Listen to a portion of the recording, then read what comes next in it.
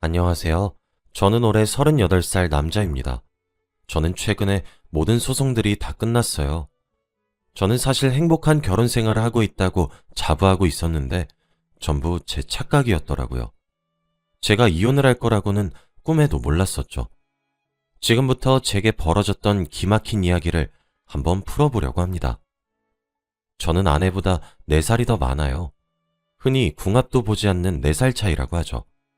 그래서 그런지 저희들은 불꽃 같은 사랑을 하고 결혼을 했어요. 결혼한 지 2년이 되던 해였습니다. 저희는 2년 동안 아이를 가지려고 매번 노력했는데 잘 되지 않더라고요. 그래서 아내가 일을 그만두고 저희는 임신을 준비하기로 했어요.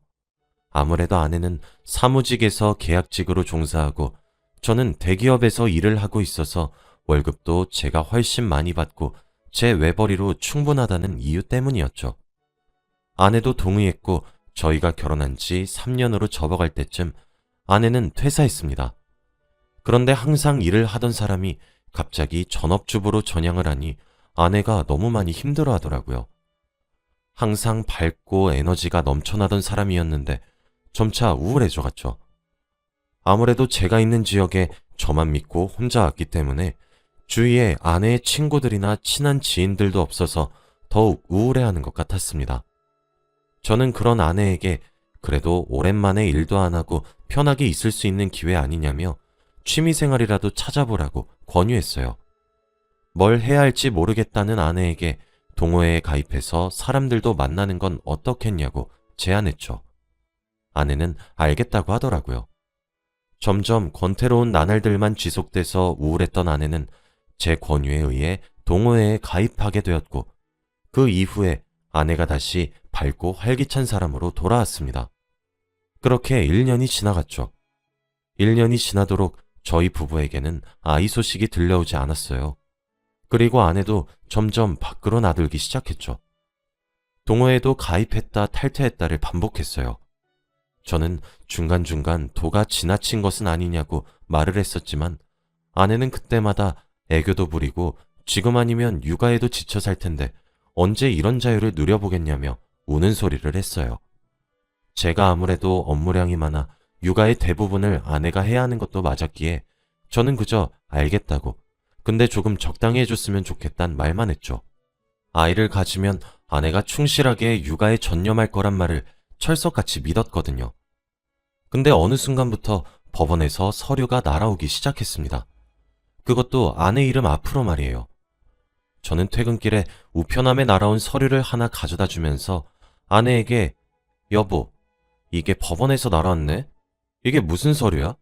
라고 물으니 아내는 별 대수롭지 않은 표정으로 아, 그거 옛날에 고소했던 거였는데 이제 왔나 봐.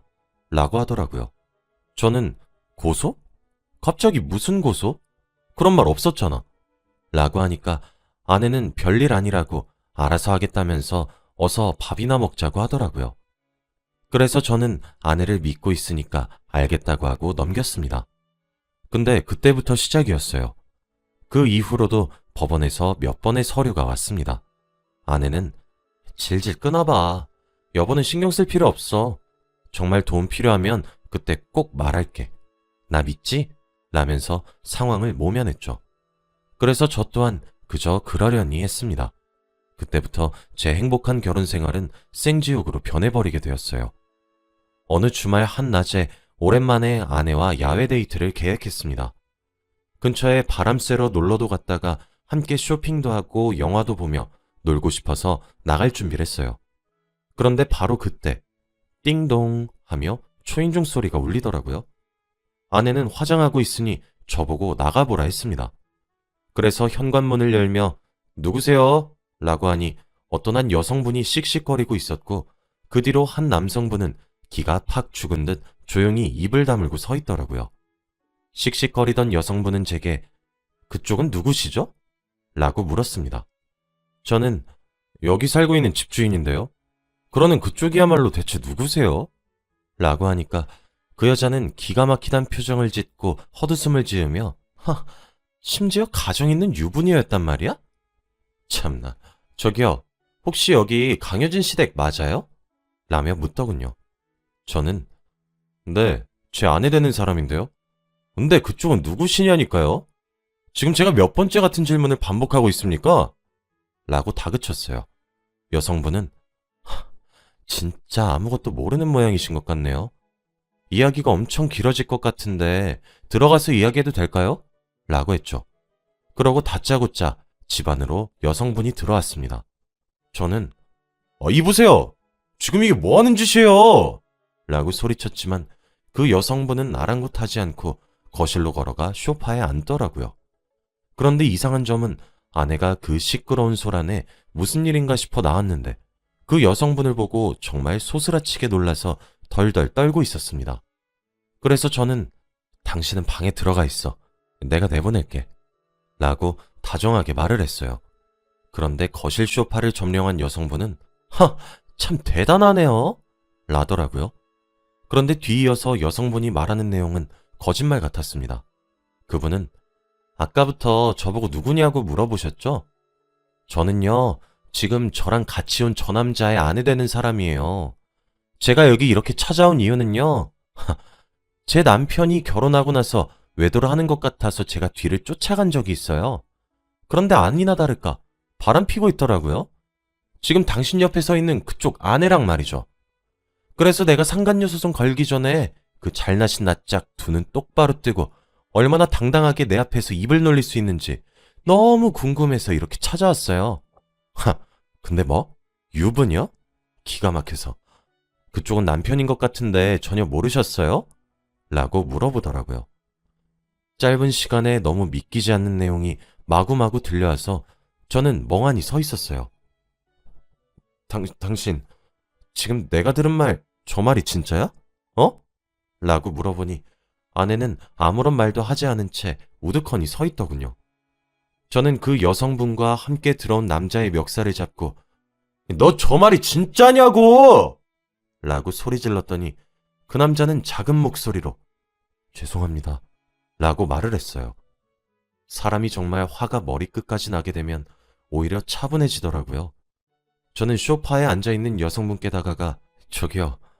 제가 방금 이 사실 알게 되어서 진짜 안 믿겨져서 그러는데요. 혹시 증거 있으세요? 라고 물었어요. 여자는 기다렸다는 듯이 메고 있던 핸드백에서 둘이서 주고받은 문자 내역과 데이트 현장에서 찍힌 사진 등등 빼도 박도 못할 증거로 보이는 것들을 제게 쥐어주더군요. 저는 그저 묵묵히 그것들을 정독했어요. 사랑한다는 말이 난무하는 문자 내역들을 보며 손이 부들부들 떨리더라고요. 그런데 그때 순간적으로 아내의 이름 앞으로 법원에서 날아왔던 여러 개의 우편물들이 생각났습니다. 저는 아내가 있는 안방에 미친 사람처럼 달려가 온방 구석구석을 헤집었죠. 아내는 하얗게 질린 얼굴로 저를 뒤따라와서 이러지 말라고 왜 이러냐며 저를 뜯어말리기 시작했어요. 저는 그런 아내의 뺨을 내려치고 입 다물고 구석에 가만히 있어. 지금 진짜 머리 터질 것 같으니까. 라고 소리를 질렀어요. 한참을 뒤졌을까 거실 소파에 앉아있던 여성분도 궁금했던 건지 제 안방문 앞에서 저를 빤히 쳐다보더라고요. 아내 앞으로 왔던 서류들은 옷장 깊숙한 곳에 있는 아내의 가방 안에서 전부 발견되었습니다. 저는 덜덜 떨리는 손으로 그 서류들을 하나씩 열어서 소리내어 읽었어요. 김미인이, 이현주, 정다정. 당신 입으로 말해. 지금 당신 상간녀로 고소한 상대방들이 왜 이름이 다 틀려? 라고 소리쳤죠. 아내는 저에게 뺨을 맞아 바닥에 엎어진 자세 그대로 눈물만 뚝뚝 흘렸고 여성분은 미친 거 아니야?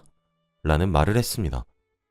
저는 뭔가 뚝 하고 끊어지는 듯한 기분이었어요.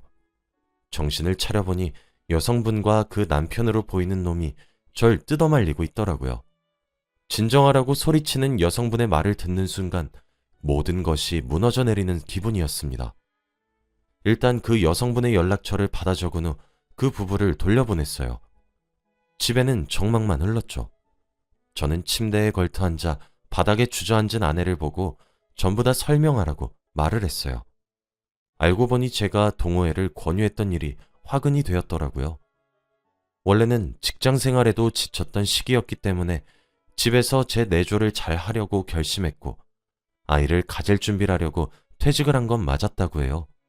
그런데 너무 집에만 있다 보니 우울증이 찾아와서 제 말대로 동호회에 가입해 사람들을 만나기 시작했다고 해요. 처음 가입했던 동호회는 사진 동호회였어요. 그런데 그 동호회에서 가정이 있는 남자로 보이는 회원이 자기에게 대시를 했었대요.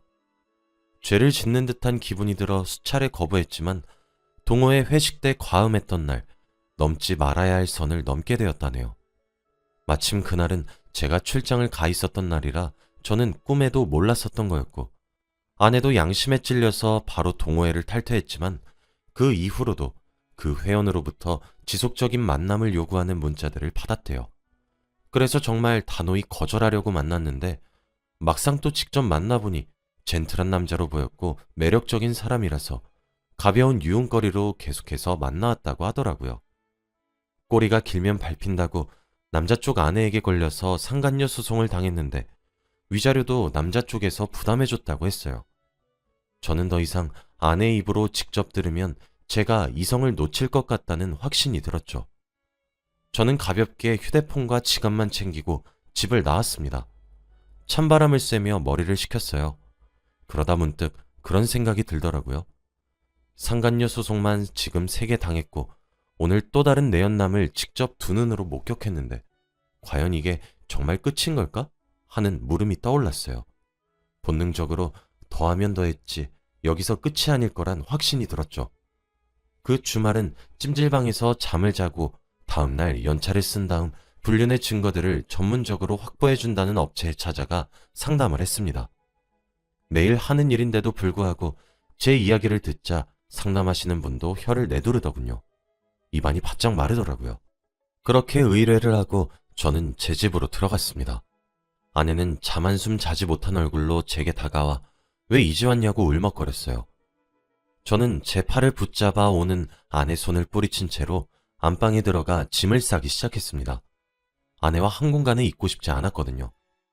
아내는 그런 저를 말리려고 했지만 제가 한번 노려보자 그저 옆에서 발만 동동 굴렸죠.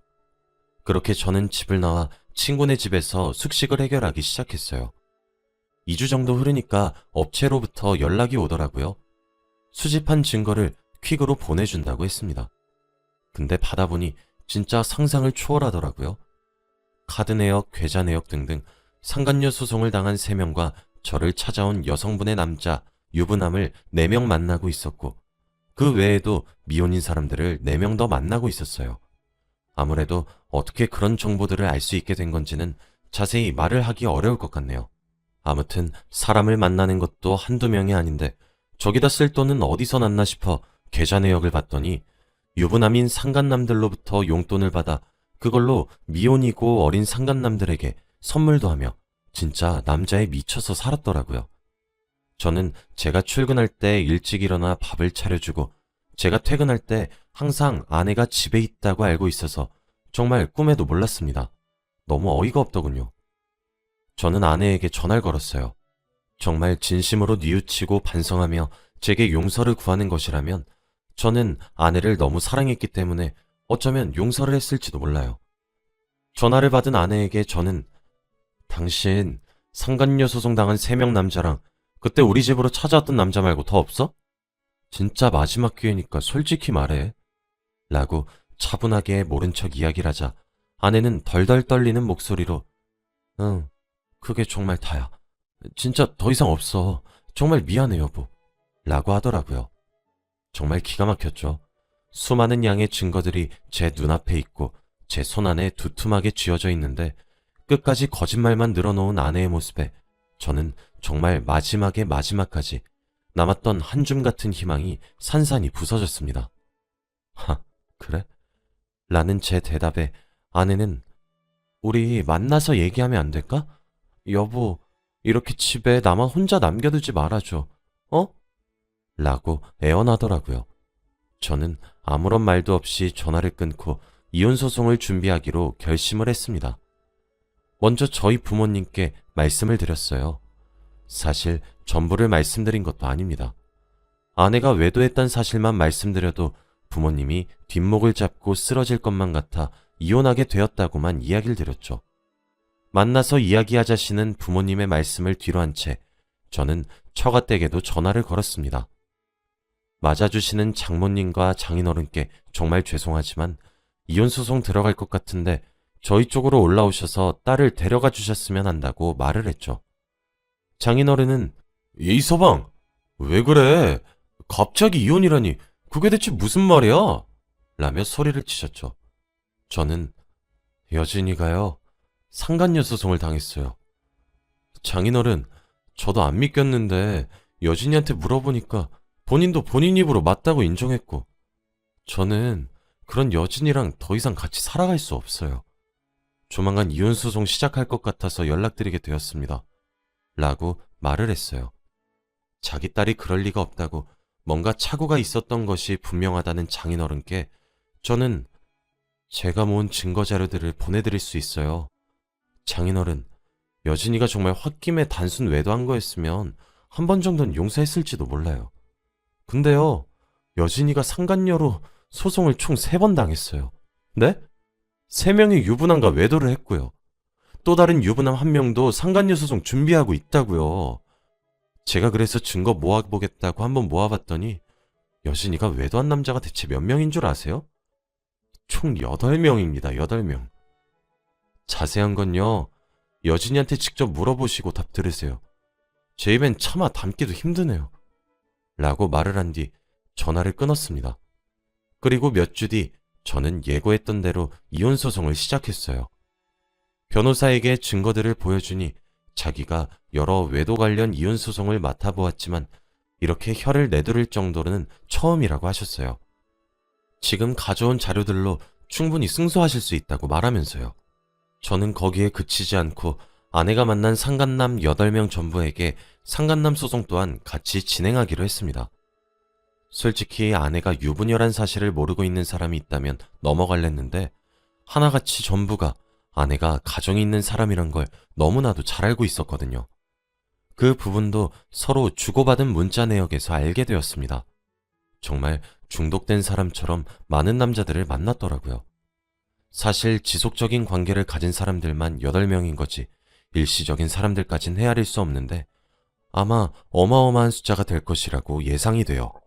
제가 준비한 증거들은 너무나도 명백했고 그 외로도 변호사님이 따로 준비해 주신 자료들도 아내를 유책 배우자로 가리켰고 혼인 파탄의 이유 또한 아내의 불륜을 가리켰죠. 상간남들의 소송 또한 손쉽게 승소할 수 있었습니다. 저는 제 아내와 총 8명의 상간남들에게 위자료로만 약 2억 정도를 받았어요. 그 후로 알게 된 이야기지만 아내는 관계 중독으로 정신과에 다니고 있다고 하더라고요. 아무래도 결혼을 하게 되면서 홀로 타지로 올라와 생활하게 되다 보니 우울함과 불안함을 남자들을 만나는 것으로 해소했던 모양입니다. 아무리 그렇다고 하더라도 저와 아내는 이제 돌이킬 수 없는 강을 건너게 된 것이죠. 짧다면 짧은 결혼 생활에 종지부를 찍게 되었습니다. 지금 저는 다시 저희 부모님 집으로 들어와 함께 살고 있어요. 아내는 처갓집에서 올라온 장인어른과 장모님 손에 이끌려 고향으로 끌려서 내려갔습니다. 그 와중에도 장인어른께선 제게 딸을 잘못 가르쳤다고 미안하다고 허리를 숙이셨어요. 참 여러모로 씁쓸하더군요. 아내는 제발 나 버리지 마 따위의 연락들이 주기적으로 오고 있는 상태지만 저는 모든 연락들을 그저 무시하고 있어요. 더 이상 얽히고 싶지 않은 마음도 참 큽니다. 저도 아마 한동안은 아내와의 결혼 생활 그리고 이혼이 트라우마로 남아 저를 괴롭힐 것 같지만 시간이 지나면 점차 극복할 수 있을 거라 믿어요. 여러분의 가정은 항상 평안하시길 바라는 마음으로 이만 글을 마칩니다. 제 글을 읽어주셔서 정말 감사드리고 모두 제가 스스로 극복해서 이겨낼 수 있게 해주시길 바라주세요. 행복한 하루 보내시길 바랍니다. 감사합니다.